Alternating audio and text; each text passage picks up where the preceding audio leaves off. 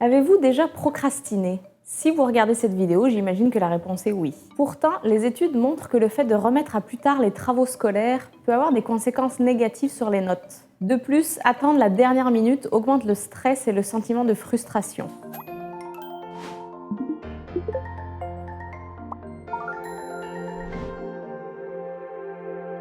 Je suis Marjolaine Masson, neuropsychologue à l'Institut des troubles d'apprentissage, et aujourd'hui je vais vous donner quelques recommandations pour limiter votre procrastination. Certaines situations sont plus susceptibles d'engendrer de la procrastination, comme étudier pour un examen, terminer un long travail ou prendre des décisions difficiles. Alors voici 5 conseils pour vous aider à arrêter de procrastiner.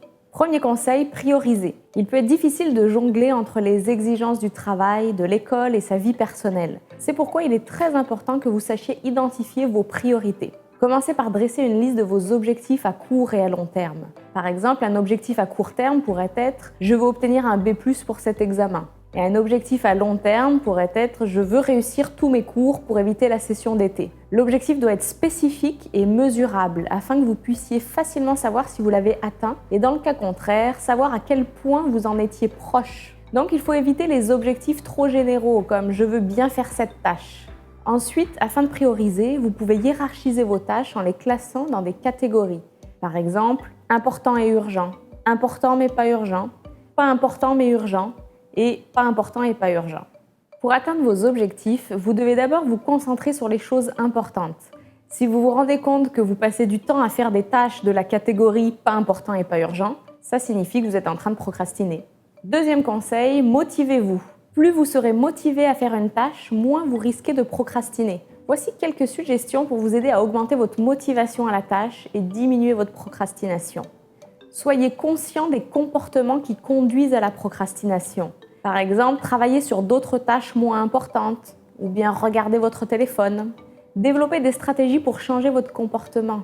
Par exemple, éloignez votre téléphone hors de votre portée lorsque vous devez vous concentrer sur une tâche. Pensez aux résultats positifs de faire les choses sans attendre. Par exemple, plus de temps libre, une meilleure note. Gardez à l'esprit vos objectifs à court et long terme pour maintenir votre motivation et vous rappeler pourquoi vous faites ces tâches. Troisième conseil, gérez votre temps. Le temps peut passer rapidement et parfois sans que rien n'ait avancé de votre côté. Alors assurez-vous que vous utilisez votre temps efficacement lorsque vous travaillez. Décomposez les tâches en petites étapes. Identifiez ce qui doit être fait en premier. Faites des pauses fréquemment. Vous pouvez essayer la technique Pomodoro selon laquelle vous travaillez pendant 25 minutes et vous faites une pause pendant 5 minutes. Utilisez une minuterie. Travaillez sur une tâche à la fois.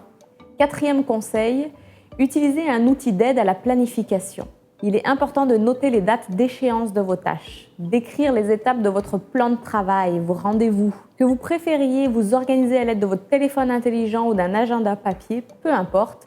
Ce qui est important, c'est de vous sentir à l'aise avec le système que vous avez choisi, électronique ou papier. Mais il faut quand même savoir que le cellulaire comporte plusieurs avantages, comme le fait que vous l'avez probablement toujours sur vous, ou encore que vous pouvez programmer des alarmes et des rappels pour vous aider à rester sur le bon chemin de la réussite. Cinquième conseil, demandez de l'aide.